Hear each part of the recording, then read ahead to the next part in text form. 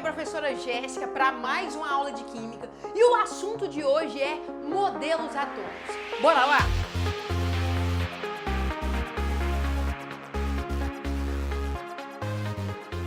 Galera, é o seguinte, a primeira coisa que a gente precisa entender é o que é matéria. E aí tem aquela frase que todo mundo fala, matéria é tudo que tem massa e ocupa um lugar no espaço. E de fato essa é a definição de matéria. Matéria é tudo que tem massa e ocupa um lugar no espaço. Mas o que acontece? A gente precisa entender de fato. Matéria é tudo que tem massa e ocupa um lugar no espaço. Eu tenho massa? Sim. Eu ocupo um lugar no espaço? Sim, eu estou ocupando esse lugar aqui no espaço. Esse pincel tem massa?Sim, menor que a minha, mas ele tem massa. E ele ocupa um lugar no espaço? Sim, ele está ocupando esse lugar no espaço. Esse quadro tem massa? Sim, e ele ocupa um lugar no espaço? Sim. Resumindo, se você for parar para pensar e olhar no seu redor aí, tudo quanto é coisa tem massa e ocupa lugar no espaço, ou seja, é matéria. E aí o que acontece? Uma dúvida que permeou durante muitos anos é o que compõe a matéria. Beleza, eu sei que isso aqui é matéria, eu sou matéria, esse quadro é matéria, essa câmera que está me gravando agora é matéria, mas o que compõe a matéria? Qual é a composição da matéria? E essa discussão começou a ganhar ali mais ênfase muito tempo antes de Cristo, com dois filósofos chamados Demócrito e Leucipo. Beleza, o que Demócrito e Leucipo falou sobre matéria? Eles chegaram a uma seguinte conclusão, tentando desvendar aí a questão do que é que compunha a matéria, a composição ali da matéria. Então eles chegaram à seguinte conclusão: se eu pegar qualquer material e for dividindo incansáveis vezes, eu vou chegar numa parte pequenininha onde não dá mais para dividir. E aquela era a menor parte da matéria, é o que compunha a matéria. E Demócrito e Leucipo chamou aquilo de átomo. Então, a ideia de átomo surgiu muito antes de Cristo, uns 400 anos antes de Cristo essa ideia surgiu. Então, Demócrito e Leucipo, para Demócrito e Leucipo, a composição da matéria ali eram os átomos. Então, se eu pegar qualquer matéria e dividir incansáveis vezes, eu vou chegar numa menor parte. E essa menor parte são os átomos. Ok, Jéssica, parou por aí as discussões? Não, gente, não parou por aí as discussões. Lá já no ano lá de 1800 é que retorna essa discussão então sobre átomo. E aí o primeiro cientista a postular uma teoria sobre átomo foi Dalton. John Dalton elaborou aí a primeira teoria atômica. Então, Jéssica, qual eram as características do modelo atômico de Dalton? E eu vou anotar aqui agora para você. Então, as características do modelo atômico de Dalton, vou anotar aqui, ó, de Dalton. O átomo para Dalton era uma esfera, então ele era esférico, ele era uma esfera maciça, indivisível, nada era menor que isso aqui, indivisível, indestrutível, então era indestrutível, e esse modelo atômico ficou conhecido como bola de bilhar. Jéssica, como assim? O que acontece? Bola de bilhar para nós, gente, é a bola de sinuca. Então, o que acontece? Para Dalton, o átomo era a menor parte da matéria. Era o que compunha a matéria ali. E qual que era a composição da matéria? E qual que era ali? Como que esse átomo era? Era uma esfera maciça, indivisível, indestrutível, ou seja, indivisível, a menor parte do átomo era isso, e a gente vai ver um pouco para frente que não é. Indestrutível, nada dava para destruir o átomo e ficou conhecido como bola de bilhar. Então essas são as características do modelo atômico de Dalton. Então ficou conhecido como uma esfera maciça, indivisível, indestrutível, ficou conhecido como bola de bilhar, que para nós é a bola de sinuca. Segundo o modelo atômico, então a gente viu que essa história toda começa lá em Demócrito e Leucipo, cai em Dalton. Então, o segundo cientista a elaborar uma teoria atômica era Joseph Thomson. Então, foi o segundo aqui a elaborar uma teoria. Jéssica, qual é a diferença? O que tem de diferente do modelo atômico de Thomson para o de Dalton? Olha, galera, é o seguinte, o modelo atômico de Thomson, o átomo continua sendo esférico, então continua sendo esférico, continua aqui, ó, sendo indestrutível, só que agora o átomo é divisível. Por quê? O átomo agora tem partículas menores, que são os elétrons. No modelo atômico de Dalton, o átomo era uma esfera, era a menor parte. Thomson descobriu que dentro desse átomo tinha coisa menor ainda. E como é que ele chamou essa coisa menor ainda? Ele chamou de elétron.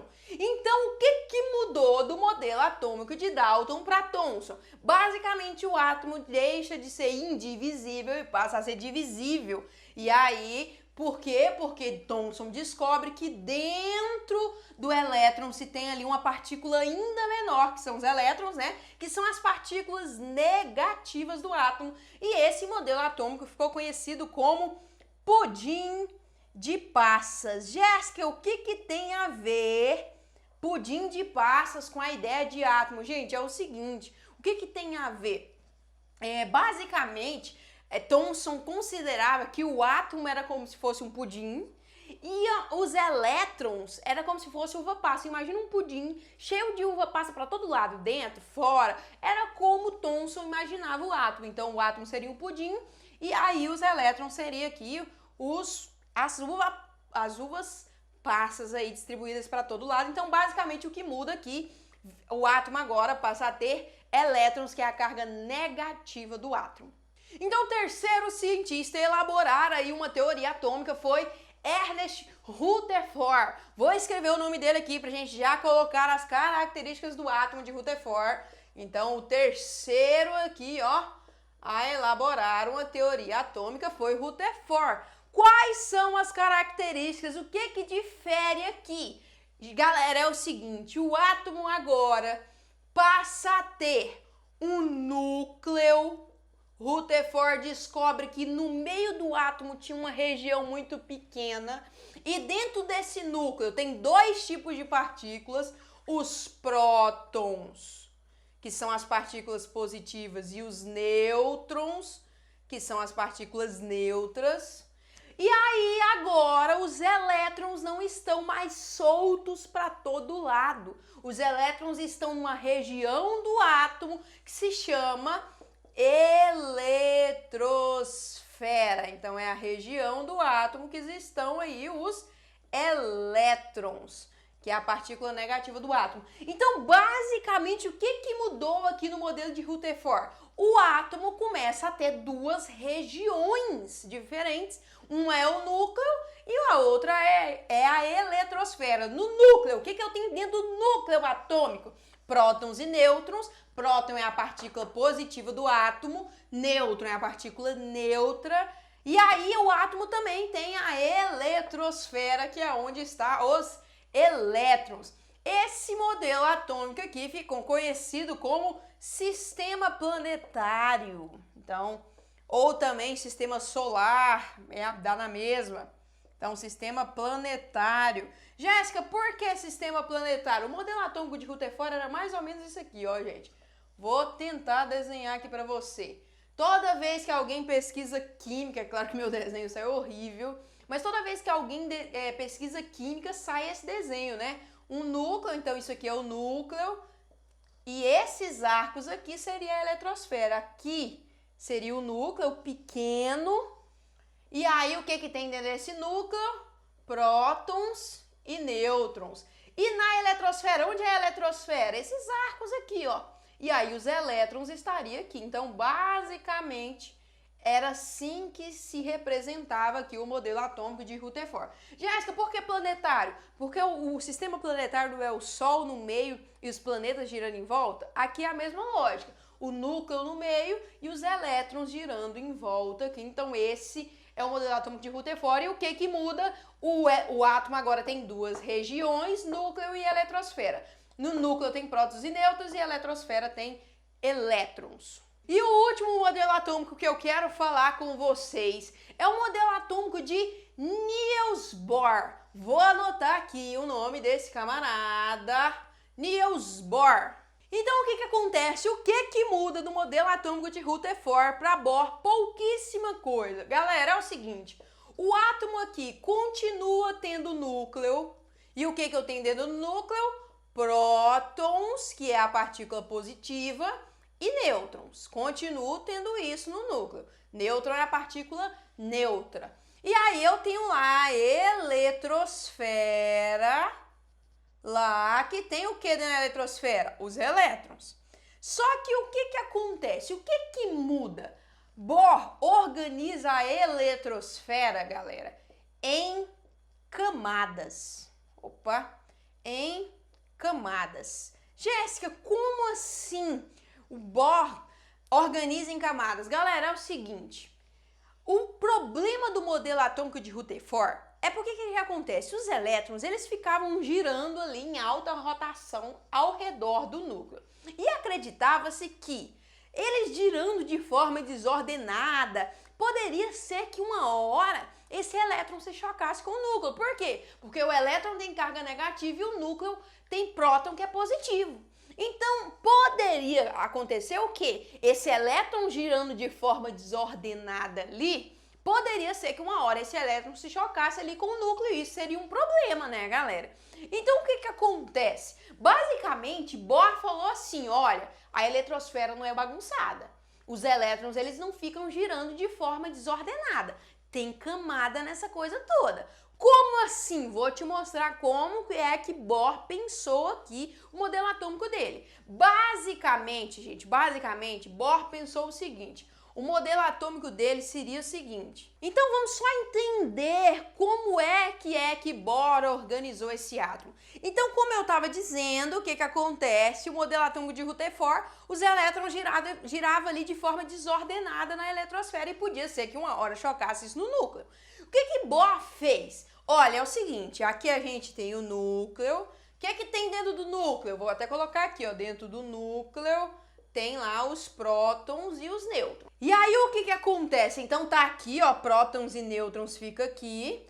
E o que acontece? A eletrosfera é aonde ficam os elétrons aqui, ó. A eletrosfera agora foi dividida em camadas. O átomo agora tem até 7 camadas, que vai da camada K, L, eu não vou fazer o círculo todo, senão eu vou bagunçar aqui, M, N, O, P, Q. Então agora a primeira ideia é a eletrosfera está dividida em camadas. E o que acontece? O elétron, por exemplo, que está na camada K, ele não fica girando de forma desordenada. Ele vai girar só aqui na camadinha dele aqui, ó. Ele vai ficar girando só na camada dele aqui. Jéssica, isso resolve o problema lá do choque com o núcleo? Sim, é basicamente isso que Bohr propôs. Olha, é o seguinte, os elétrons eles não giram de forma desordenada, podendo uma hora chocar com o núcleo. O elétron que está na camada K, ele fica aqui, ó. Ele tende a ficar aqui. O elétron que está lá na camada L, ele tende a ficar aqui. O elétron que está na camada M, ele tende a ficar aqui. Então, basicamente o que Bohr fez foi, ele pegou as camadas ele pegou a eletrosfera e organizou em camadas de modo que os elétrons não ficam girando de forma desorganizada. O elétron que está numa camada, ele tende a ficar naquela camada. Então, basicamente, o átomo continua tendo núcleo, e no núcleo tem prótons e nêutrons, continua tendo a eletrosfera e na eletrosfera tem elétrons. A diferença é que agora a eletrosfera está em camadas, são 7 camadas, né? Que vão de K até a Q. Jéssica, todos os átomos que se conhecem têm 7 camadas? Não, pode ter até 7, mas não necessariamente vai ter 7 todos os átomos aí. Então, basicamente, essa ideia. Jéssica, então quer dizer que esse elétron que está na camada K, ele não sai daqui? Pode sair. Quando? Se eu der energia para ele. Então, o que acontece? Pode acontecer dele sair para uma camada mais externa? Pode.